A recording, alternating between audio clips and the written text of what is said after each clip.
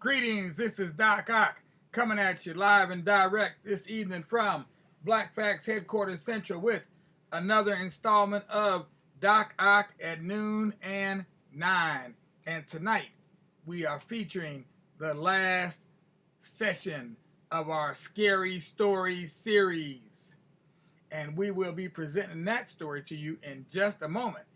Just as soon as you go ahead and subscribe to the Tubular Black Facts channel if you haven't done that already. And if you have, well, hallelujah, pass the ammunition. Thank you very much. Meanwhile, let's go ahead and do our words for the evening. Special words for the evening, straight from the island of Jamaica. Me come here for drink milk. Me nah come here for count cow. Me come here for drink milk. Me nah come here for count cow. So, interpret that one. I'll leave you to it. I think you could understand that one. That seemed to be fairly straightforward, relatively speaking. Meanwhile, let's go ahead and read our story for the evening. Story for the evening coming right out of Julius Lester's book on Black folk tales. We are going to do a raw, uncut version of Stagger Lee. So, if you are ready, we're going to go ahead and rock it steady. We did High John the Conqueror for the last couple nights, but tonight we're going to see if we can read all the way through Stagger Lee, which is quite a long story. But we'll see if we can do it. If not, we'll finish it up tomorrow night. In the meanwhile, let me go ahead and put on my glasses and start our slideshow. While in walks Stacker Lee. Stacker Lee was undoubtedly and without question the baddest nigga that ever lived. Stacker Lee was so bad that flies wouldn't even fly around his head in the summertime, and snow wouldn't fall on his house in the winter. He was bad, Jen. Do you hear me? I'm talking about real bad. Stagger Lee grew up on a plantation in Georgia, and by the time he was 2, he decided that he wasn't going to spend his life picking cotton and working for white folks. And when he was 5, he left. Took off down the road, his guitar on his back, a deck of cards in one pocket, and a 44 in the other. He figured he didn't need nothing else. When the women heard him whoop the blues on the guitar, he could have whichever one he laid his mind on. Whenever he needed money, he could play cards. And whenever somebody tried to mess with him, he had his 44. So he was ready. A man didn't need more than that to get along with in the world. By the time Stack was grown, his reputation had spread around the country. It got started one night in one of them honky-tonks down there in Alabama. And Stagger Lee caught some dude trying to deal from the bottom of the deck. Old Stack pulled out his 44 and shot him dead, just like that, right on the spot. Then he moved the dead guy over to the center of the room and used the body as a card table. Another time, something similar happened, and Stack pulled the body over next to him so a buddy of his, who was kind of short, would have something to sit on. Didn't take long for the word to get around that this was one bad dude. You hear me, Jim? Even white folks didn't mess with Stagger Lee. Well, this one time, Stagger Lee was playing cards with a dude they called Billy Lyons.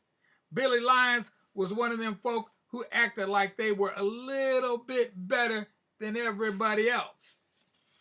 He'd had a little education, and that stuff can really mess your mind up, you know what I mean? Billy Lyons had what he called a scientific method of card playing. Stacker Lee had the nigger method. So they got to playing, and naturally, Stacker Lee was just taking all of Billy Lyons' money. Scientifically, of course. And Billy got mad. He got so mad that he reached over and knocked Stagger Lee's Stetson hat right off his head, and then he went and he spit in it. Well, what'd he want to do that for? He could have done almost anything else in the world, but not that. Stack pulled his 44 And Billy started copping his plea. Now, listen here, Miss Staggerly. I ain't mean no harm. I just lost my head for a minute. Now, you hear me? I was wrong, and I apologize. Matter of fact, I'll even apologize if you like. He reached down on the ground, picked up Stack's Stetson, brushed it off, and put it right back on his head. I didn't mean no harm. See, the hat's all right. I put it back on your head. Billy was timing like a champ, but Stack wasn't smiling. Not even one little bit. Don't shoot me, please, Mr. Stackerly. I got 2 children and a wife to support, you understand? Stack said, well, that's all right. The Lord will take care of your children, and I'll take care of your wife. She'll have a real good life. And with that, Staggerly blowed Billy Lyons away. Bam! Staggerly looked at the body for a minute and then went off to Billy Lyons' house and told Mrs. Billy that her husband was dead and that he was moving in. And that's just what he did, too. He moved right on in. Now, there was this new sheriff in town, and he had gotten word about Staggerly, but this sheriff was a sure-enough dyed-in-the-wool cracker. He just couldn't stand the idea of Staggerly walking around like he was free, not working, not buying war bonds, cussing out white folks. Come on now. He just couldn't put up with it. So, when he heard that Staggerly had shot Billy Lyons, he figured that this was his chance. Sheriff told his deputy, said, all right, men, Staggerly killed a man tonight. We got to go out and get him. The deputies took one look at him. Well, Sheriff, ain't nothing wrong with killing a man every now and then, said one. It's good for a man's health, added another. Well, said the sheriff, that's all right for a white man, but this here's a nigger. Do you hear me? Now, Sheriff, you got to watch how you talk about Staggerly. He's one of the leaders of the community here. You just can't come in here and start talking about one of our leading citizens like that. The sheriff looked at him. I believe you men are afraid of a nigger. Deputy started over for half a second. Sheriff, let's put it this way. We have a healthy respect for Staggerly. A long time ago, we struck a bargain with him. We promised him that if he let us alone, we'd let him alone. And everything has worked out just fine up until now. Well, we're going out to arrest Staggerly, the sheriff said. Get your guns and let's go. The deputies stood up, took their guns, and laid them on the shelf. Sheriff, if you want Staggerly, well, you can arrest him all by your lonesome. And they went on out the door and over to the undertaker's parlor and told him to start making a coffin for the sheriff. When all the other white folks heard what the sheriff was going to do, they ran over to him. Sheriff, hey, you can't go around disturbing the peace, but couldn't nobody talk no sense into him. Now, Staggerly heard that the sheriff was looking for him, and being a gentleman and all, Staggerly got out of bed, told Mrs. Billy he'd be back in a little while, and went on down to the local bar. He'd barely gotten the first drink down when the sheriff came stepping through the door. He walked over to the bartender. Barkeep, who's that man at the other end of the bar? You know, there's a law in this town against drinking after midnight. Who is that? Bartender leaned over the counter and whispered in his ear. Shh, don't talk quite so loud, Sheriff. That's Staggerly. He drinks when he gets thirsty. And he's generally thirsty after midnight. Sheriff walked over to Staggerly. Staggerly didn't even look around. Sheriff pulled out his gun. Stack didn't look around. Sheriff fired a couple of shots in the air. Pow, pow. Staggerly poured himself another drink and threw it down. Finally, the sheriff said, Staggerly, I'm the sheriff, and I'm white. Ain't you afraid now? Stagger Lee turned around real slow like. You may be the sheriff and you may be white, but you ain't Stagger Lee. Now you got to deal with that. The sheriff couldn't even begin to figure it out, no less deal with it, so he fell back in his familiar bag. I'm placing you under arrest for the murder of Billy Lyons. You and what army? And it better not be the U.S. Army, because I done whooped them already. Me and this army, the sheriff growled, jabbing the pistol in Stack's ribs. Before the sheriff could take another breath, Stagger Lee hit him upside the head and sent him flying across the room. Yes, he did. Stack pulled out his gun, put 3 bullets in him. Pow, pow, pow. Put his gun away and took himself another drink. Was on his way out the door before the body hit the floor. The next day, Stagger Lee went to both of the funerals to pay his last respects to the sheriff and to Billy Lyons. And then he started down to living. He settled down to living with Mrs. Billy Lyons. She really didn't mind too much. All the women knew how good looking Stack was, and he was always respectful to women, always had plenty of money, and generally he made a good husband. As husbands go. Stagger Lee had one fault though. Sometimes he drank too much. About once a month, Stagger Lee would buy up all the available liquor and moonshine in the whole county and proceed to just get toe up from the flow up. You hear me? And when Stagger Lee got toe up, he got toe up.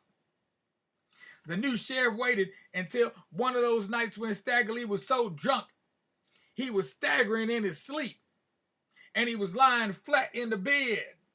If Judgment Day had come, the Lord would have had to postpone it until Stagger Lee had at least sobered up. Otherwise, the Lord might have ended up getting Gabriel shot and his trumpet wrapped around his head. When the sheriff saw Stagger Lee that drunk, he went and got together the Ku Klux Klan Alumni Association of Maridine, which was every white man in 4 counties. After the sheriff had assured them that Stagger Lee was so drunk he couldn't wake up, they broke in the house just as bad as you please. They had the lynch rope all ready, and they dropped it around his neck. The minute that rope touched Stack's neck, he was wide awake and stone cold sober. When white folks saw that, they were falling over each other, getting out of there. But Stack was cool. He should have been. He invented cool. Y'all come to hang me? The sheriff said that was so. Stagger Lee stood up, stretched, yawned, scratched himself a couple times. Well, since I can't seem to get no sleep, let's go and get this thing over with so I can get on back to bed. Shoot. They took him on out behind the jail where the gallows was built. Stagger Lee got up on the scaffold, and the sheriff dropped the rope around his neck and tightened it on up. Then the hangman opened up on that trap door, and there was Stack swinging 10 feet high in the air, laughing just as loud as you heard anybody laugh. They let him hang there for a half an hour, and Stagger Lee was still laughing. Hey, man, this rope is ticklish. The white folks looked at each other and realized that Stack's neck just wouldn't crack. So they cut him down, and Stagger Lee went back home and went back to bed. After that, the new sheriff left Stagger Lee in peace, like he should have done in the first place. Stagger Lee lived on and on, and that was his big mistake, because Stagger Lee lived so long, he started attracting attention up in heaven. One day, St. Peter was looking down on the earth, and he happened to notice Stack sitting on the porch, picking on the guitar. Ain't that Stagger Lee? St. Peter said to himself. He took another look. That's him. That is Stagger Lee. Why that nigga should have been dead a long time ago. So St. Peter went and looked it up in the record book, and sure enough, Stagger Lee was supposed to have died 30 years before. So Peter went to see the Lord. What's going on, St. Peter? Oh, ain't nothing shaking, Lord. Just a little bit of this, a little bit of that. Well, that's not totally true. I was just checking out Earth, and there's a nigga down there named Stagger Lee who is way overdue for a visit from death. Is that so? It's the truth, Lord. The stone cold, honest to God truth. Well, we got to do something about that. The Lord cleared his throat a couple of times and hollered out, "Hey, death! Hey, death!" Now, Death was laying up down in the barn, catching up on some sleep because he was tired. Too many folks have been dying from the COVID and all. You know, he was just plumb wore out. Having to make so many trips up and down, especially down to Florida where they were dying like flies, was wearing him out. Not to mention everywhere else in the world, he just couldn't understand why that governor down there couldn't just go ahead and mandate everybody take the vaccine. It just didn't make sense to him.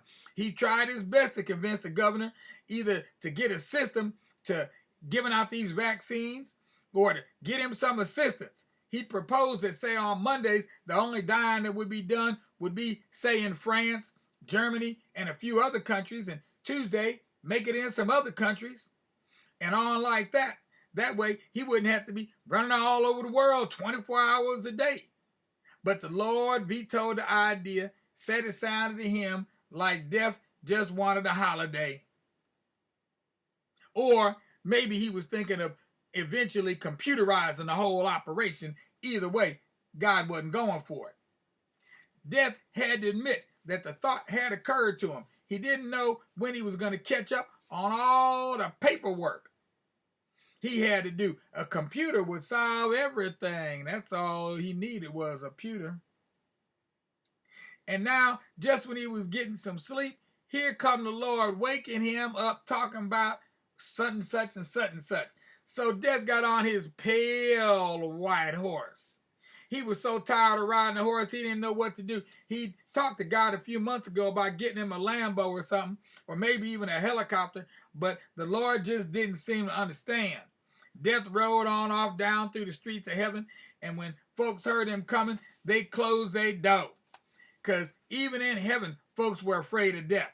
And that was the other thing. Death was mighty lonely. Didn't nobody talk to him. And he was getting a little bit tired of it. He wished the Lord would at least let him wear a suit and tie and look speckable. Maybe then he could meet some nice young angel, maybe one of them sweet things from down there at Hampton University or somewhere, you know what I'm saying, and raise himself a family. The Lord had vetoed that idea too. What took you so long, Death? Oh, Lord, I was trying to get some sleep. Just a little shut-eye is all I needed. You just don't realize how fast folks are dying around here these days. That COVID is tearing them up. Don't tell me you're going to start complaining again. I'm sorry, Lord, but I'd like to see you handle the job as well as I do with no help, no sleep, no wife, no nothing. Well, I got a special job for you today. Can't wait till tomorrow? No, I can't wait, Death. Now hush up. There's a man down in Fatback, Georgia that needs to be attended to. His name is Stagger Lee, and he's as mean as they come. You should have picked him up 30 years ago, and I want you to send me a memo on why you didn't. Meanwhile, you need to go on down there and take care of him. Well, Lord, you see, I got such a backlog of work piled up. I don't want to have to be doing your job for you, Death. You get the list every day from the Record Bureau. How come you missed this one? Now, I would keep on with this story all the way to the end, but you see, there's a little bit more left than what I want to continue on reading tonight. So we're going to just go ahead and end it right here. we're going to suspend this story. We're going to put this story into suspended animation. And in the meantime, I'm going to go ahead and take me a little vacation, go on upstairs and get me something to eat because I'm feeling kind of beat. But while I'm doing that, I need all you little children out there that are still watching to go ahead and lay your little head on your little pillow, on your little bed while you close those your eyes and wait on that sun to rise. And when you feel those sunbeams beaming down on your eyes, you'll know that it's time for you to rise and shine, oh chillin' of mine. And in the meantime, all you adults out there, y'all know what you need to do too. I need each and every one of you to go ahead and subscribe to the Tubular Black Facts channel if you haven't done so already. Because we're going to be right here tomorrow night, rocking it steady. Or you can tune in at noon and see what we do at noon. Because we'll be starting a whole new series tomorrow. I would tell you all about it, but then you know as much as I do. And you know, that ain't right. So just go ahead, tune in tomorrow at noon. And in the meanwhile, peace out without a doubt. As we say good night to Imani Zaire and Fetty Red. We'll check y'all later. Thanks for watching. Peace out without a doubt. Of course, with a whole lot of justice. Because peace without justice disgusts us.